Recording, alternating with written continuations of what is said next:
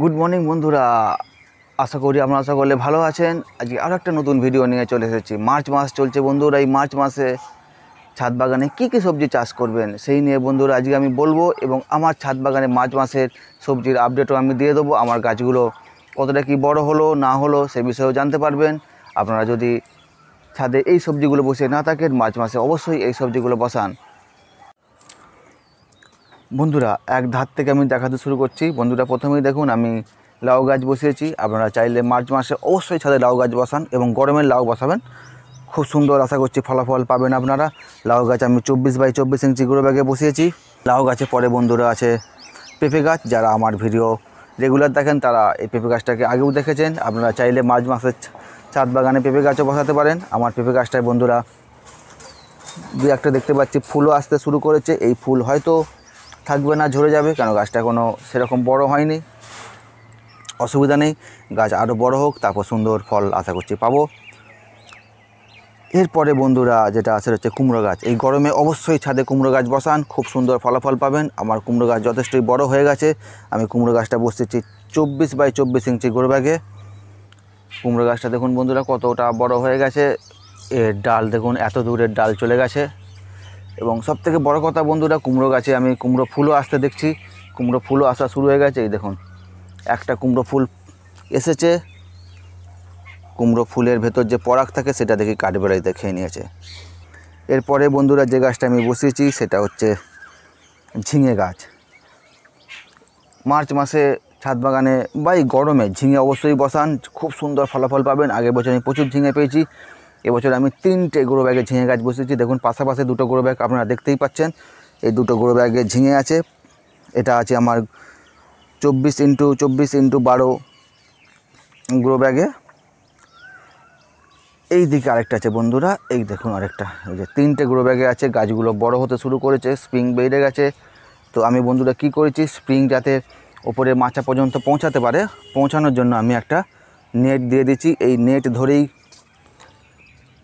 বন্ধুরা গাছগুলো উপরে উঠবে। দেখুন এটা তো স্প্রিং ভালোই ধরে নিয়েছে জালকে, আস্তে আস্তে উঠে যাবে। তো আপনারাও মার্চ মাসে অবশ্যই ঝিঙে গাছ ছাদে বসিয়ে দিন।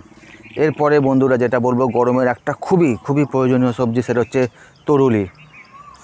দেখুন তরুলি গাছ, এই তরুলি গাছটা আমার কাছে আগের বছরে আমি বসিয়েছিলাম। আগের বছরও প্রচুর তরুলি পেয়েছি। এবছর আমি হার্ড পুনিং করে দিয়েছিলাম, ডালপালা সমস্ত ছেড়ে দিয়েছিলাম, আবার নতুন ডালপালা বেরিয়ে বন্ধুরা তরুলি হতে শুরু করেছে।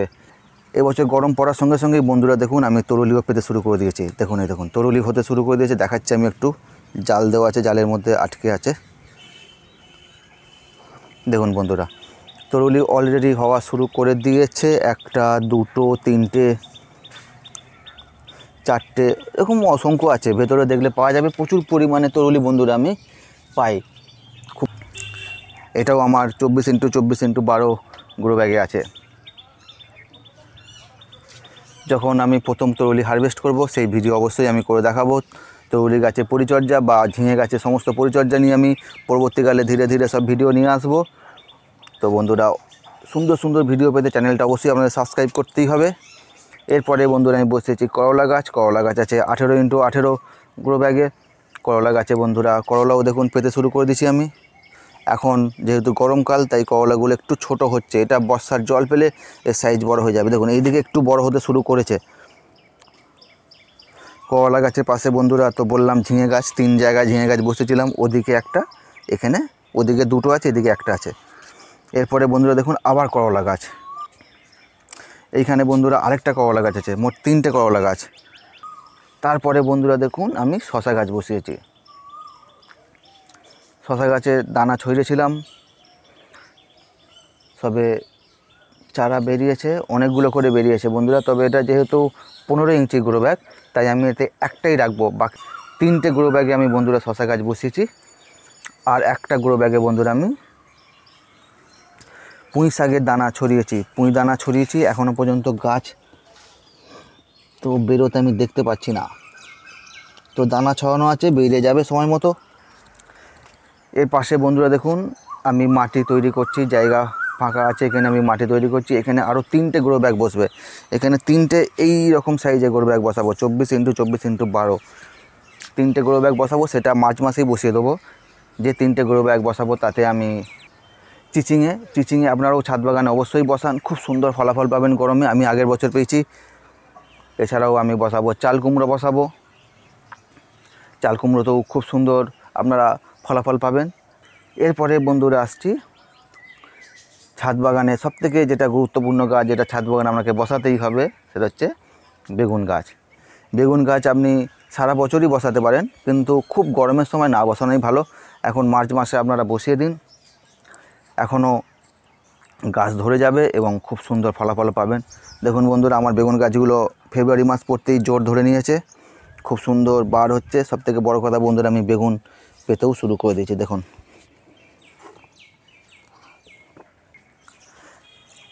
ছাদ বাগানে আরও একটা গুরুত্বপূর্ণ গাছ হচ্ছে লঙ্কা আপনি 12 মাসেই বসাতে পারেন। এই মার্চ মাসে অবশ্যই ছাদে লঙ্কা বসান। বাড়িতে প্রচুর লঙ্কার প্রয়োজন, সমস্ত লঙ্কার চাহিদা পূরণ করে দেবে। আমার কাছে মোট 5টা লঙ্কার গাছ আছে। লঙ্কা গাছ আমি 12 ইঞ্চি গ্রো ব্যাগে বসিয়েছি। দেখুন প্রচুর লঙ্কা হয়েছে। লঙ্কা আমি রোজই কিছু না কিছু করে হারভেস্ট করে নিয়ে যাই, রান্নার কাজে লাগে। আজকেও যাওয়ার সময় কিছু লঙ্কা আমি তুলে নিয়ে যাব। এরপরে বন্ধুরা যে গাছটার কথা বলবো সেটা হচ্ছে টমেটো গাছ। যদি ছাদ বাগানে টমেটো গাছ বসিয়ে না থাকেন তাহলে অবশ্যই বন্ধুরা এই মার্চ মাসে টমেটো গাছ বসিয়ে দিন। দেখুন আমার টমেটো অলরেডি পাকতে শুরু করেছে। এরপরে বন্ধুরা আসছে লেবু গাছ। আপনারা মার্চ মাসে চাইলে ছাদে লেবু গাছও বসাতে পারেন। বর্ষার জল পেলে লেবু গাছ খুব সুন্দর বার ধরে নেবে। গরমের আরও একটা সবজি যেটা আপনাকে গরমকালে ছাদ বাগানে বসাতেই হবে, সেটা হচ্ছে ঢ্যাঁড়স। বন্ধুরা, আমি ঢ্যাঁড়সের দানা অনেকগুলোই ছড়িয়েছিলাম। দেখুন এই দিকের এই গ্রো ব্যাগগুলোই আমি অলরেডি দানা ছড়িয়েছিলাম এবং ওই দিকের গ্রো ব্যাগগুলো এখনও রেডি হয়নি। ওগুলো রেডি হলে ওগুলোতেও দানা ছড়িয়ে দেবো। টোটাল মোটামুটি 27টা মতন ঢ্যাঁড়স গাছ গরমে বসানোর ইচ্ছা আছে। তো এগুলো দানা ছড়িয়েছিলাম, বেশিরভাগই দানা বন্ধুরা এখনও পর্যন্ত বেরোয়নি। অনেক দানাই আমার নষ্ট হয়ে গেছে, জানি না কেন। মাঝখানে একবার বৃষ্টির জল পেয়েছে, হয়তো বৃষ্টির জল পেয়ে দানা নষ্ট হয়ে গেছে। কিছু বন্ধুরা বেরিয়েছে, দেখুন কিছু চারা বেরিয়েছে, কিছু চারা বেরোচ্ছে, সব আমি দেখছিলাম। তো আপনারাও মার্চ মাসের ছাদে অবশ্যই ঢ্যাঁড়স গাছ বসান। ঢ্যাঁড়স সারা গরম জুড়ে প্রচুর পরিমাণে ফলন পাবেন। এরপরে বন্ধুরা যে সবজির কথা বলবো সেটা হচ্ছে কলমি শাক। এই গরমে ছাদ বাগানে কলমি শাক অবশ্যই বসান। 1 মাসের মধ্যে হারভেস্ট করতে পারবেন। দেখুন এগুলো হারভেস্ট করবার মতন হয়ে গেছে। আমি আজকালের মধ্যেই কেটে ফেলবো। কলমি শাকে কী পরিচর্যা নেবেন সেটা নিয়েও বন্ধুরা একটা ভিডিও নিয়ে আসবো। দেখুন পাশের এই দুটো জায়গায় বন্ধুরা আমি আবার কলমি শাকের দানা ছড়িয়ে দিয়েছি।